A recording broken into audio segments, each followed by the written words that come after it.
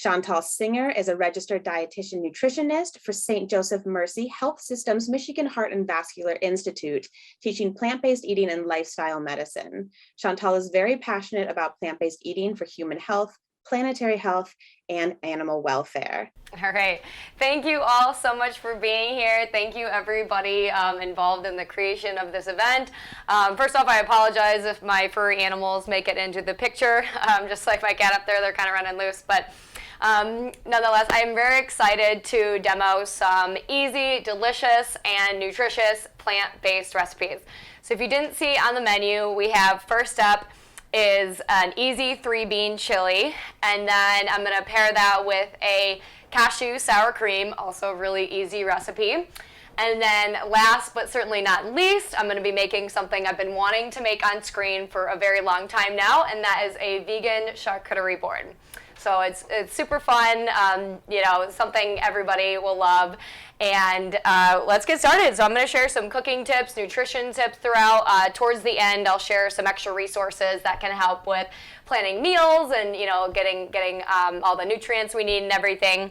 But with that being said, we're going to start off with our chili. So there's actually a couple more reasons why I wanted to choose this recipe. So if you're in Michigan, you know that it's super cold right now, and there's nothing better than some hot food. But we've also got Super Bowl Sunday coming up in a couple weeks, which I know is very big event for a lot of people, where chili is often made, and there's a lot of like apps and snacks and stuff. So which is hence the vegan charcuterie board as well. It's also just good for family, friends, any small gatherings you're having too. But let's go ahead and get started. So this easy 3-bean chili is a recipe from the Simple Veganista, and it's so easy. It's in the name, right? So all we're doing is sautéing some vegetables up first. I'm actually going to start with my pan on medium heat. And then after our vegetables saute, basically just throwing in all the rest of the ingredients and letting it simmer. So we're going to start with actually a water saute, and that helps with cutting some of the oil. I do use olive oil and organic olive oil occasionally in here, but it's good to watch the amounts of oil we consume for a few reasons. One, it is like a processed version of an olive, and it is a pure fat, so it's very calorie dense. The calories can add up. There's about 100 calories in a tablespoon, just 1 tablespoon of oil, and there's a small amount of saturated fat in olive oil too. So just as kind of a blanket statement for nutrition and what nutrients we want to increase and what we want to decrease. We want to decrease saturated fat, and that comes from meat, dairy, fish, and tropical oils and other oils and things. And then what we want to increase is all the whole plant foods, so fruits, vegetables, whole grains, legumes, nuts, and seeds. And that's that's going to be a lot of fiber. So fiber is that nutrient we want to increase. So we're doing a water saute. You hardly even miss the oil, to be honest. It doesn't really make that much of a difference. And you can add more water if the veggies do start to stick, but just about a couple tablespoons should be good enough.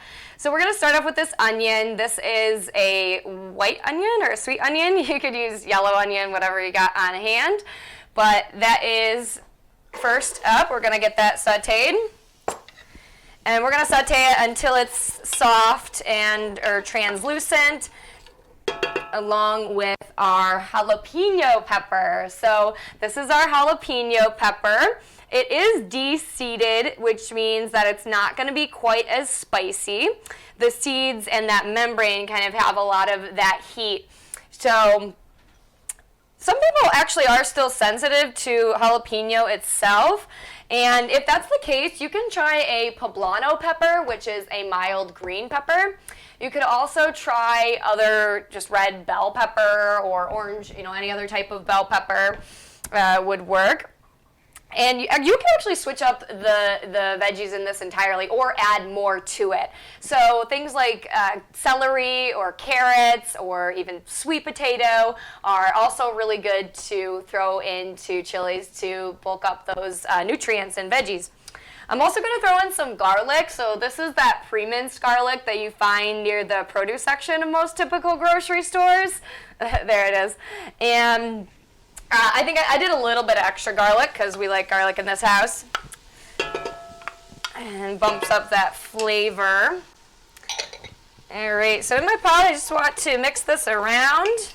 And the onions and the peppers will start to release their natural juices. So it really, I shouldn't need to add any more water.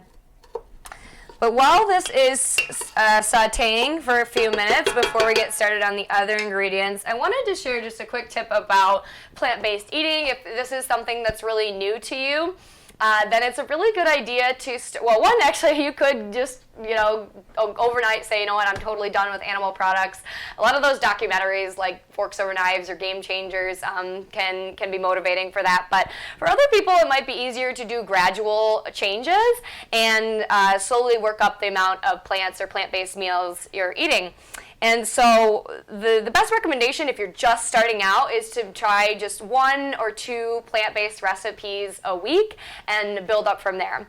And it's also really easy to start with, foods that you already know or you already love. So a great example is chili, right? So if somebody makes a typical chili with beef or chicken or venison or turkey, then there's 2 options there. So you could try going entirely to a vegetarian chili or vegan chili with beans and lentils, or you could kind of stretch that meat too. So by putting more beans or lentils, other plant-based proteins, that naturally makes less room for the meat. But so really great to start with those flavors that you know and love. So chilies or soups or stir fries where most of the ingredients already are plant-based, like rice and vegetables, then you just have to switch out that animal protein. That's a good way to start. So next up in our ingredients, I have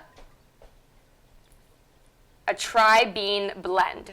So this is actually a can of a 3-bean blend, which I'll show in just a minute, but we have black beans, and then we have pinto beans, and then we have kidney beans all in one. So that made it easy, but you can also just buy the cans separately. So this is the can. We like to go for low sodium, which I'll touch on in a minute.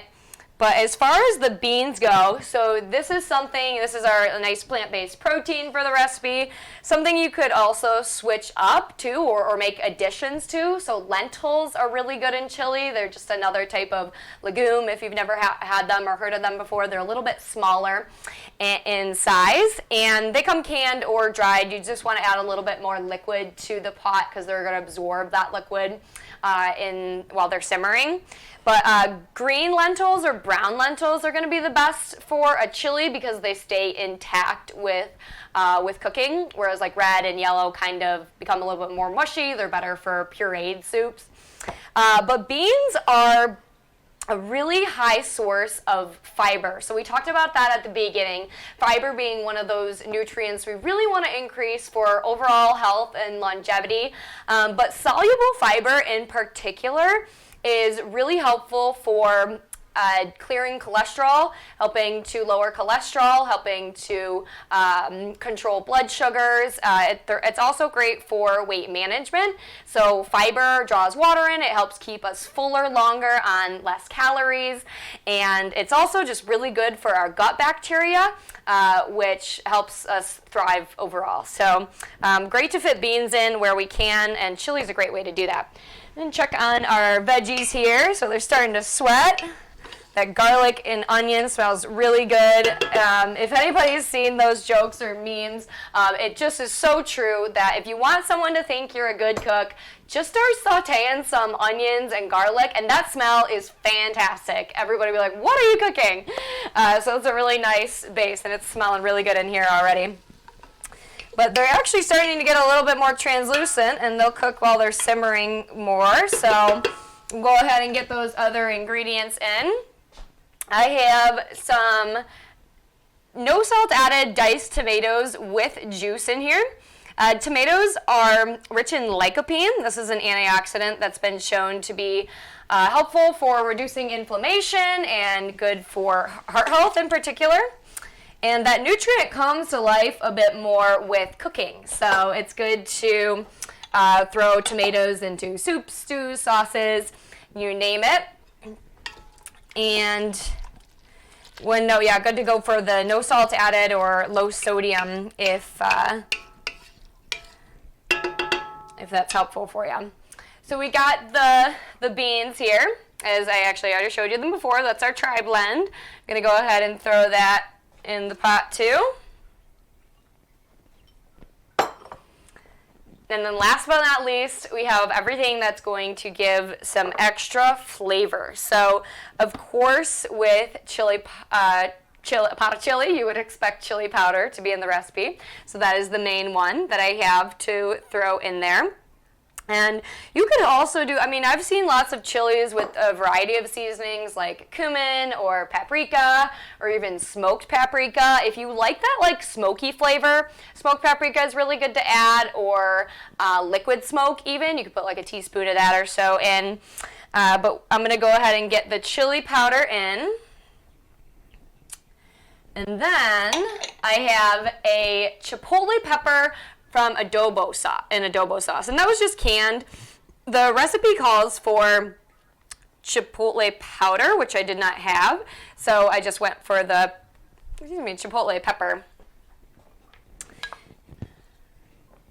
And actually, the very last ingredient I'm going to throw in is our vegetable broth. So I have a low-sodium vegetable broth, which I'll show a little bit more on screen here. This is from Costco.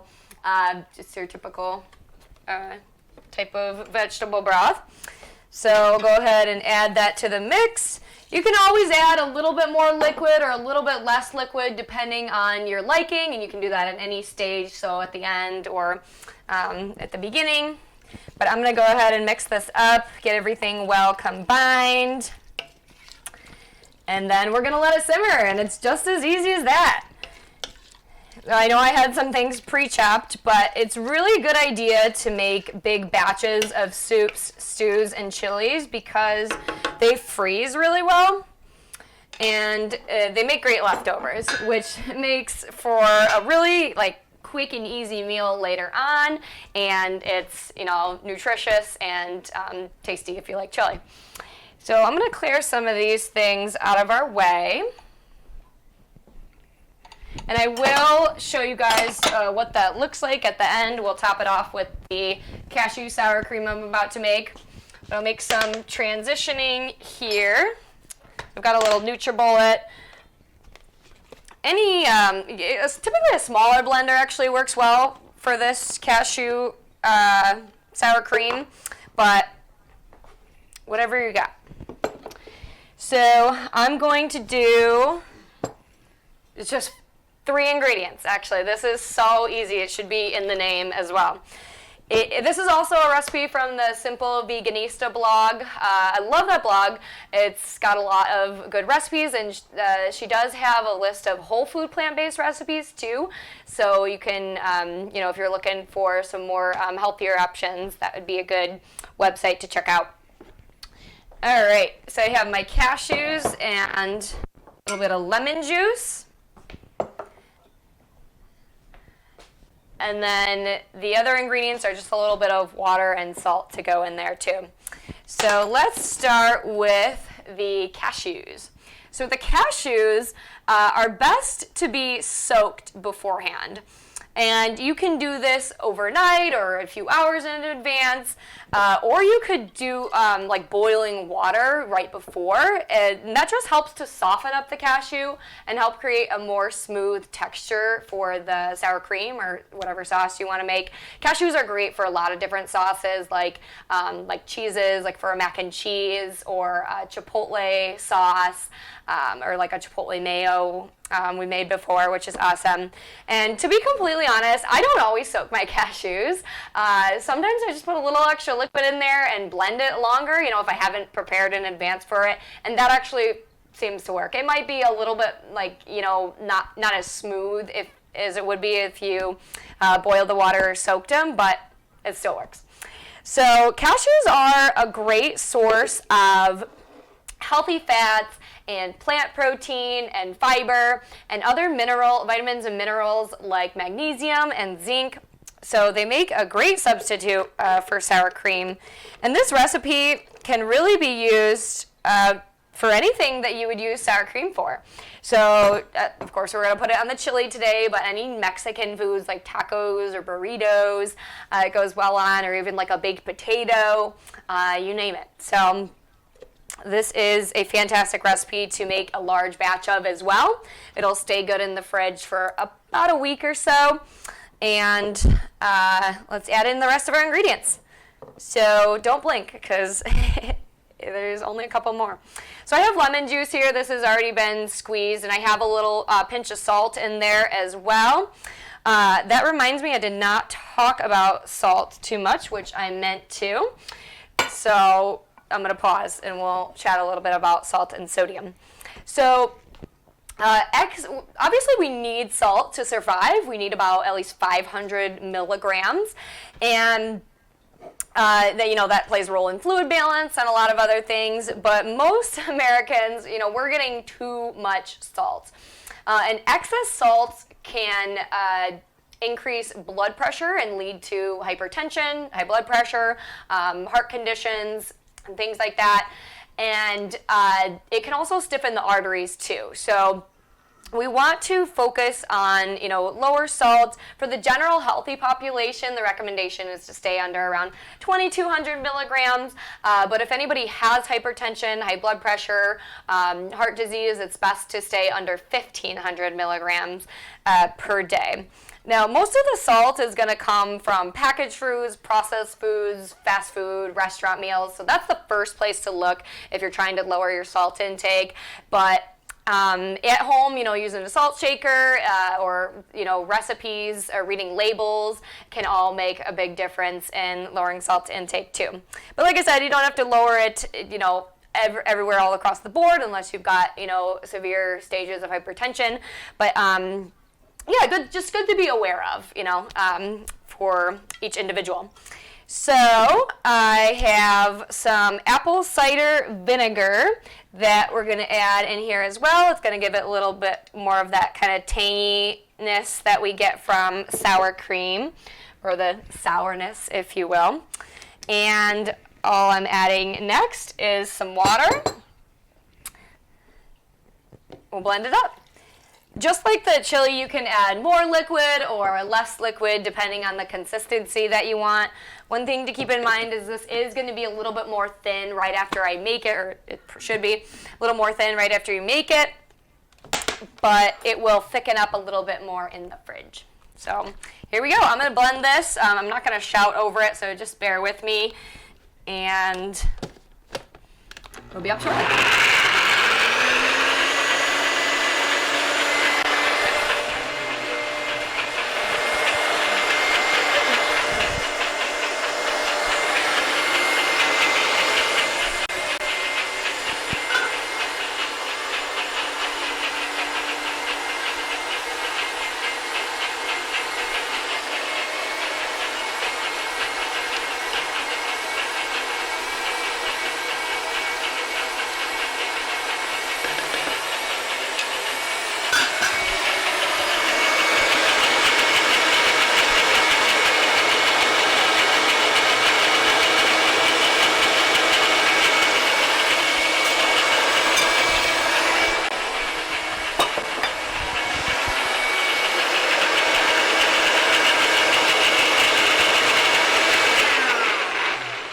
Okay, so I'm going to call that good for now, but like I said, if it's not the texture that you want or the smoothness, you can always spend more time blending it, adjust the liquid. If it is too thin, if you add too much liquid, you can always add in some extra cashews to help thicken it up. So here we go. I'm going to go ahead and use a spatula, which helps get all that good stuff out. Put it in a bowl, get it ready to top that chili with. You can also do different variations of this. I think on the blog it says if you want like a like chives in there or dill. You can make some kind of fancier sour cream. I'm gonna put this off to the side. And ooh, I just got a little taste of it on my finger. That was amazing. Show it up a little bit more closely here. So, I mean, it looks like sour cream, right? It's but much more nutritious and healthy and plant-based. So I'll go ahead and save that for the chili. I did want to stir around the chili just one more time. Give it a good stir.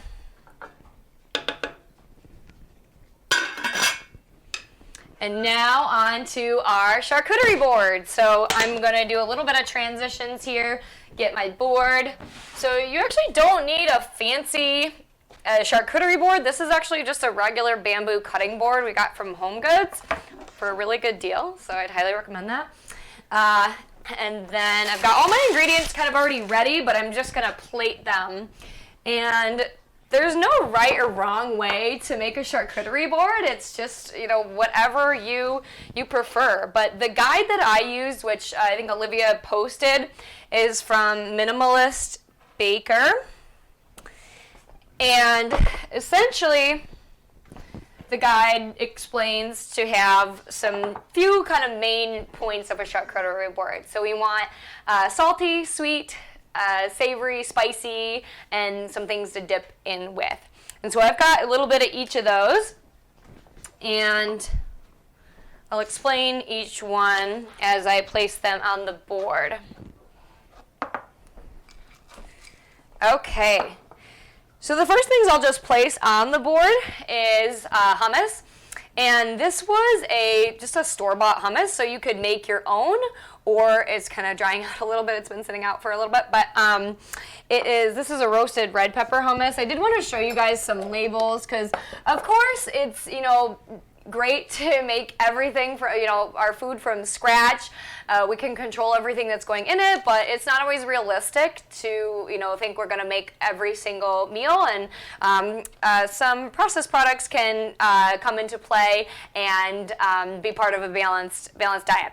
So this is the hummus brand that I got. It's Cedars Organic. It does have oil and salt in it. If anybody's looking for oil-free, Hummus Oasis is another brand that is good for that.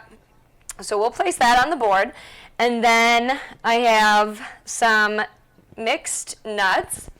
And these are just plain raw almonds and pecans, but you could do some fun things like some candied nuts. Of course, that's going to have a little bit more sugar, or salted nuts, which have a little bit more salt. But, you know, it depends whatever you're going for. And we can always balance things out with like fruits and vegetables, right? So I have some sweet notes of fresh grapes and strawberries. I could not find organic strawberries, so we got these kind of bigger regular ones, but that's okay. Sometimes you just got to work with what you got. And I'm going to kind of place those on the board wherever looks good. And then I've got some other sweet notes of goji berries. So these we got from Costco, and these are apparently really, really high in antioxidants, and they're really sweet and they're really tasty. So those are kind of nice. They kind of go with the nuts, but I'm just going to place them on the board so that we don't have too many bowls going on. And the nuts too, you could, anything that's not like spreadable, you could just place that right on the board, which I'm going to do with some of our other ingredients. So let's see, what do I want to share next? So we'll put some bread out. So bread is going to be for dipping. This is just whole grain sandwich bread, but you could do pita bread. I also have some crackers as well. So we'll just kind of layer that around. To be honest, I have no idea how this is gonna pan out. I've made a couple of these, but it's been like different every time. So I've got some veggies here for dipping, and this is lots of vitamins, minerals, antioxidants we get from these raw fruits and vegetables, and they're really pretty in color, so that helps to make an aesthetically pleasing board if that's what you're going for. But by all means, it doesn't have to be pretty. You can just place things where you want. And it doesn't have to be this big of a board too. You know, if you could do a charcuterie board for 2, or even a bigger one if you've got a bigger gathering going on. So I liked getting a variety of color too, right? So we've got some green, we've got some red, we've got some purple, a little bit of everything. I'm just going to place these just wherever. We're just going to fill up this board. And it's really nice to have the crunch factor too. So the veggies that I chose, the snap peas, the peppers, the celery is all really crunchy. Okay. And also one little tip is I wanted to make this a little easier on myself. So I chose veggies that I didn't really have to chop. So I did chop and I washed all of them, but I chopped up the celery. But the peppers, the little mini bell peppers, I didn't have to do anything but wash them. The strawberries, the grapes, I didn't have to do anything but wash them. And then the snap peas, same thing. So there is that. Our board is kind of filling up here, but it's looking really good. We'll see what else we can fit. So let's see. We got some olives here, so that's more of salty. And these were, this was actually kind of a fun thing I found. These were the Kalamata olives, and they came in little plastic containers, which I didn't like, but they weren't in the brine, so that is nice for, lowering any like oil or extra salt, although they're still going to be a little salty. But these will just kind of place right on the board. And they're already pitted, which makes them nice. So we'll just put a few around here, a few around there. Olives are high in some healthy fats, so that's nutritious. Won't use all of them. I've got another salty addition, which is our pickles, and these are just baby dill pickles, Simple Truth. I was at Kroger prepping for this, so just the Simple Truth brand. Something that was really interesting, though, that I found that I don't know if I've seen before is Kroger started using their Simple Truth brand for organic and non-organic. So if you want to make sure your products are organic, you want to make sure you see that on the label, because Simple Truth does not mean organic, but now they're putting it on labels as just like their store brand. So a good thing to note and check out. But I'm going to get a few pickles around here, and then we'll add one right there. And I'm going to just check on our chili really quick here. I turned the heat up a little higher, so I'll turn that down. Okay, that gets a little thicker. And then, let's see, what else are we missing? So I have some vegan cheese here. So by no means is this is this a product that I'm promoting for good nutrition. This is what I call more of a fun food. It's a processed vegan cheese. It's made with oil and like potato starch, I think some other ingredients, but it's really tasty. I wasn't selling it by selling the ingredients, but it is really tasty. This is Follow Your Heart brand, one of my more favorites when I do eat this type of vegan cheese. And this is smoked Gouda, and it has a really nice smoky flavor. I had to go to Plum Market for this one. It's a little bit more specialty, so that's something to note. And while I'm actually on that note of some of these more like processed vegan products, if we go for more of these, it will be more pricey and less nutritious. So that's more in the plant-based category. Like I said, it's okay to include these fun foods from time to time, but we definitely don't want to make them the mainstay for everyday use. All right, so I'll just layer some more cheese around where we can. And then I have one last thing, which I don't know if it will make it on the board, so I'm just going to show you guys what I got. This is also from Kroger. It's non-dairy queso. So it's made with cashews. It's actually really wholesome. It does have some salt in it, but it's cashews, tomatoes, carrots, bell pepper, nutritional yeast, white vinegar, some extracts, and spices. So this is really, really tasty stuff. It's a really nice queso, and it's really easy to just like dump, and serve it up. So that is one thing that I would have added on there as well, but we're kind of full. So look at that though. I mean, I think that's pretty if I don't say so myself. We've got lots of nice color. We've got things to dip. We've got things to munch on, snack on. And actually, I totally forgot we didn't make room for our crackers. I do have some Triscuits here, some organic, simple Triscuits. And then if you're ever looking for an oil-free cracker, this is a really great brand. This is Mary's Gone Crackers, which I found at Kroger, but it's at some other stores as well. And it is a really wholesome brand of whole grains and no oil. And it's pretty decent on sodium too. And so those were the crackers that I had, and I think that completes the charcuterie board. So I am just so excited to eat this. I hope this makes you guys excited to maybe try to make one too. But I'm going to see how our chili is doing, and then I'll plate that up, show you guys what it looks like, and then we'll do some Q&A. And my dog is wanting to play, so we'll play with him soon. Okay, so this chili has a little bit more liquid than I normally have, but that's okay. It'd probably thicken up if I let it simmer a little bit more time, but I really want to show you guys what we have so far. So we're going to go ahead and plate it up. Now there's a lot of options for toppings of this chili. Today I just have some green onion and the sour cream. But you could do some, corn tortillas or even avocado. Or cilantro would be really good. Okay, so we got that. We'll do a little dollop of our sour cream. Put just a little bit more. Don't mind the dog. A bit more of those green onions. And here we go, guys. Look at it.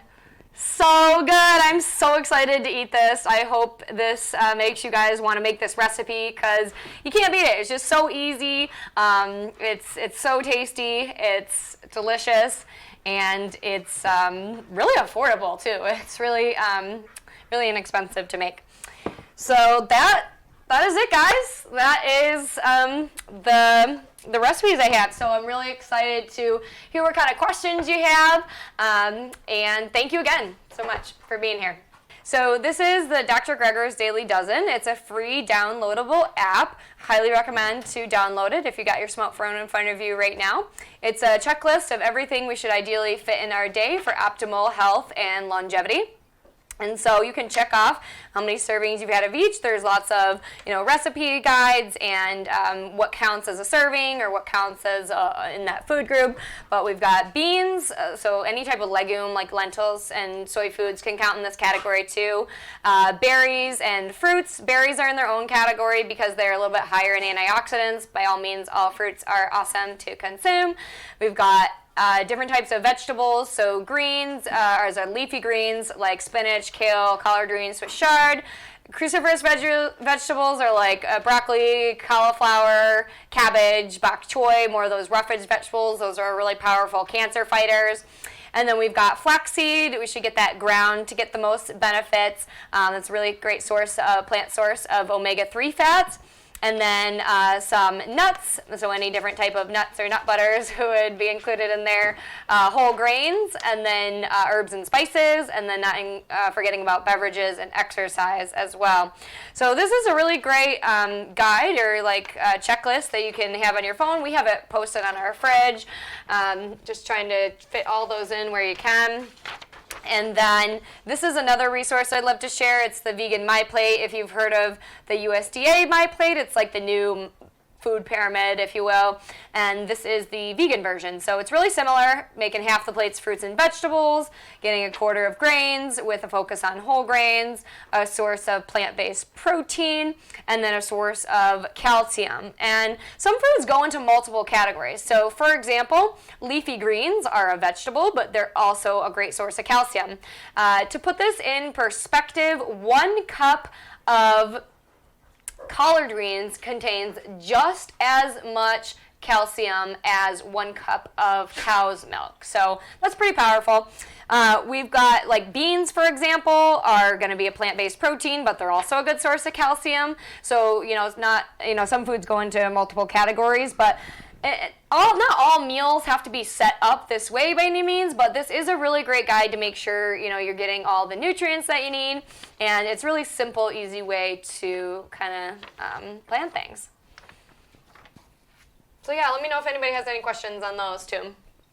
Let us get to the questions.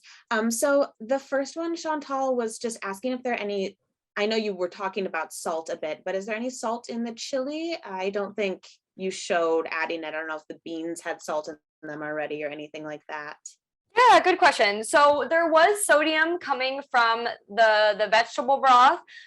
There's salt that was in the beans. So even though they say low sodium, it means there's probably some salt still in there. So we did have sodium coming from the beans. We did have sodium coming from the vegetable broth. So I decided to leave it out. I know that when we eat this, Marshall, the man behind the camera, is going to add some salt to his. But that's a really great way to do it, because then everybody has the option whether they want to add more salt or not. But by all means, you could definitely add salt to taste if you wanted. Just keep in mind, if the goals, sorry about my dog, with blood pressure and, heart health and kidneys, salt can really impact. So just keep that in mind. But yeah, I didn't add any extra salt to the Absolutely. chili. That makes sense. All right. Someone asked if the cashew sour cream tastes like sour cream as well, or kind of how you would describe that flavor. Creamy. It's tangy, because so we've got the like lemon juice and the apple cider vinegar giving it that kind of tang, and then it's creamy because of the cashews.